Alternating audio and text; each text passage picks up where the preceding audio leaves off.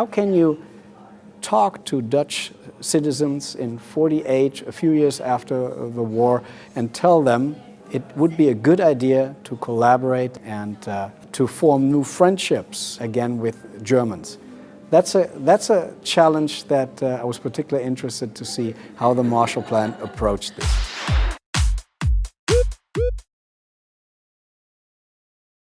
So here we have film strips that were created and distributed under the Marshall Plan to tell young Dutch students that they are part not only of a new Dutch generation after the World War II, but part of a European generation. There was the danger of a new eruption of aggression, and the United States felt something needs to be done to make sure that we're not facing another crisis that might lead to another war. And I'm particularly interested in how the idea of a new Europe was being conveyed 70 years ago through images, sounds, moving images, and the Marshall Plan is a fascinating example to do this. The Marshall Plan had a number of effects on the city of Nijmegen.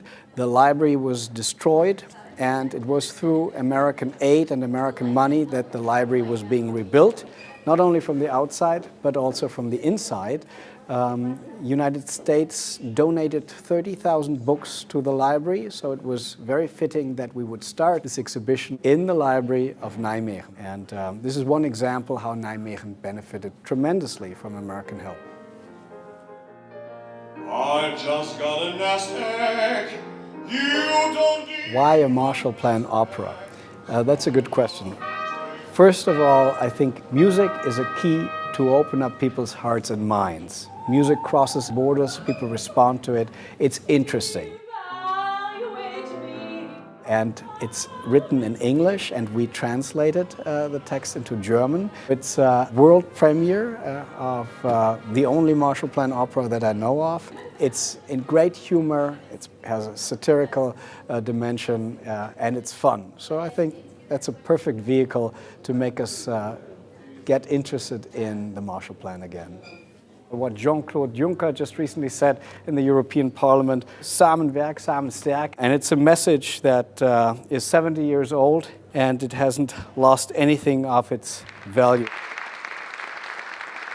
Europe emerged out of that spirit, and perhaps we have forgotten to think about what it means to be a European and to tell people that it is important to develop a European identity.